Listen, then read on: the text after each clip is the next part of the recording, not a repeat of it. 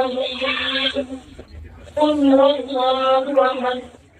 الله الصمد لم يلد ولم يولد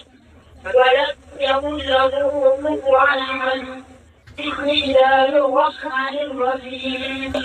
قل أعوذ برب الفلق من شر ما خلق ومن شر غاسق إذا وقب ومن شر النفاثات في العقد ومن شر حاسد إذا حسد